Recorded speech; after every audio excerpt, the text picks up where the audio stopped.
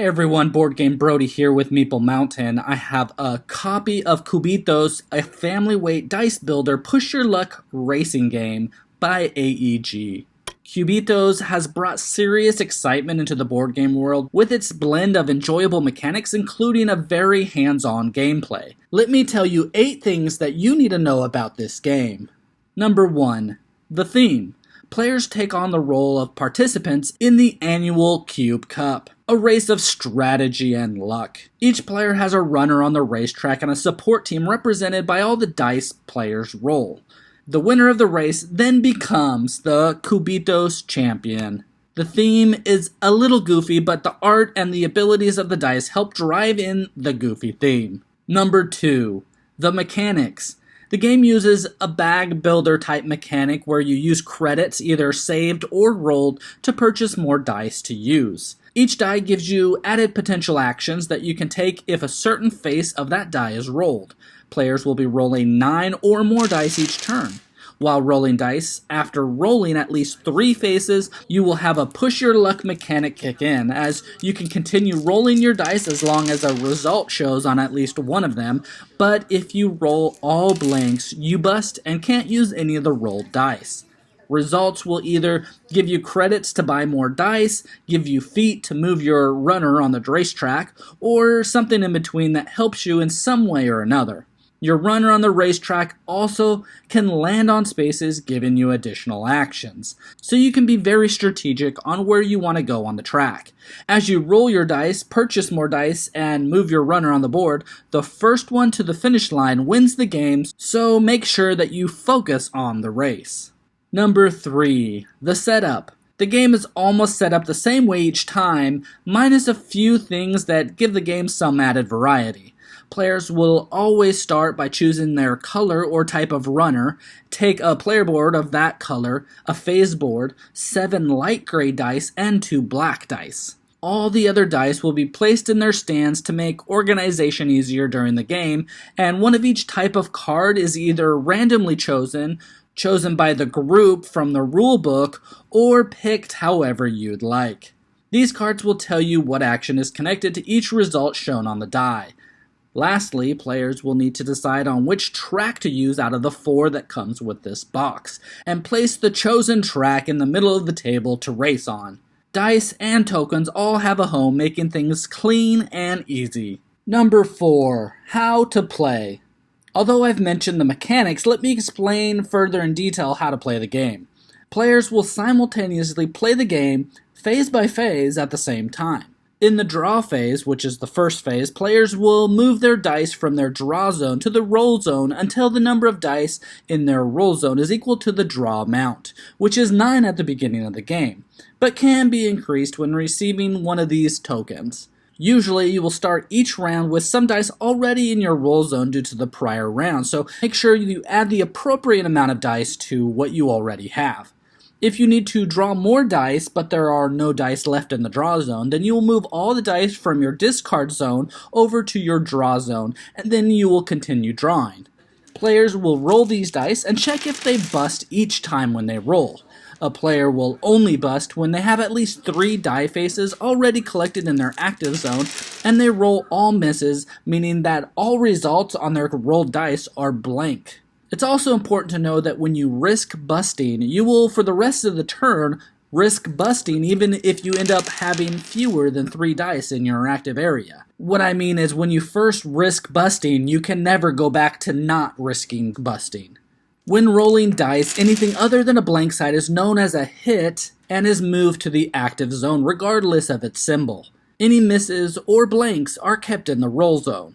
Players at this point will then choose to push or pass. Push will cause players to take all their dice in the roll zone and roll them again, risking a possible bust. Passing means that you're done rolling and are satisfied with the dice that you hit on. This decision of pushing or passing keeps occurring until a player passes or busts. When busting, all dice are then moved to the discard zone, and as a bonus, you can move any number of dice from your roll zone to your discard zone. Their runner on the fan track then moves up 1 space, receiving any bonuses shown on that spot. All players who didn't bust will then be able to take steps in the run phase. They can flip their phase board over and follow its steps by first taking any die abilities. Players can visit the ability cards matching the die to see what the result ability does. Players then compare swords to see who has the most and will receive the effect shown on the red ability card. Players then continue using their abilities to determine their total coin and total feet. For every foot icon, a player can move their runner on the racetrack one space and can also turn any 4 coins or credits into feet. When moving on the racetrack, you can always go onto a space with other runners, as they do not block you. If you move onto a reward space, you will gain the reward listed. Players then use their coins and credits to buy new dice. Coins listed on dice can only be used that round, while credits can be saved and used whenever. The cost of each die is listed on the top right of each ability card, and the players can buy up to 2 dice of different colors each round. Any new dice are then placed in the discard zone. Players then move all their dice in the active zone into that discard zone without moving any dice from the roll zone. Players will then flip their phase board over to the roll side, or the green side, to show other players that they are done. When all players are done, they will all proceed together to a new roll phase. It's also important to know that when moving your runner on the track, you won't be able to move into the water unless you have an ability to do so. Reward spaces give you added ways to move on the fan track or to lose a die to get rid of those pesky gray ones. And now, on some tracks, you can also pay feet or coins to take a shortcut. Each map is different and requires a different strategy to do well. Players keep going through these steps, moving their runners on the track until someone passes the finish line. That player, the player who reaches the finish line first, wins the game and becomes the Cubitos champion. Number 5. The variety. There's actually a good deal of stuff in this game. 4 different racing boards that give the race itself a new feel each time, then 7 different ability cards per die color that changes the actions and the synergy between the dice. There's also a lot of variety within a certain color of dice as well, consisting of some low cost with weak abilities to some expensive dice with some strong abilities, all within the same color. So you can just imagine when you change up all the cards how certain dice might be coveted more than others. And that changes every single time you play. Number 6. The complexity. The game does a great job making the game welcoming to newer gamers or gamers who enjoy the lighter style of complexity to their games, but also invites the strategic players by including so many different combinations within the dice and the maps, and it's a great puzzle for those players, and it also excites their brains. Boardgame Geek has an average complexity rating of a 2.2, which I can agree with. It's a medium-light game with ways to layer on strategy or just enjoy it without needing to think all too much.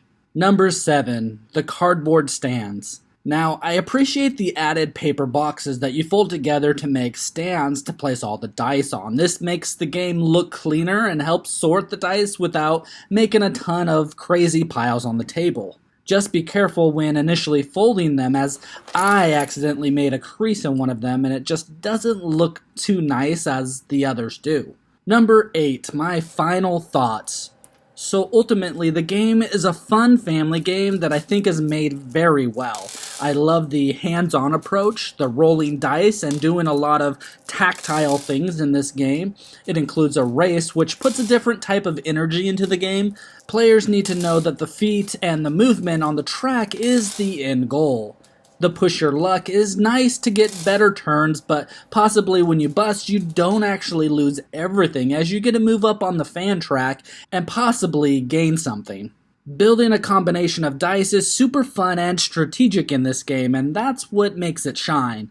What this game has that others don't is this nice combination of all these mechanics in a way that the game is really fun. Are there better racing games? Sure. Are there better push-your-luck games? Well, yes, but those games are different and don't include this handful of mechanics that this game meshes together so very well. So, roll your dice to move your runner on the racetrack, crossing the finish line with your family and friends in Cubitos by AEG. This is Boardgame Brody. I hope you enjoyed this video. Stick around and check out some other board game reviews to see what you might want to get to the table.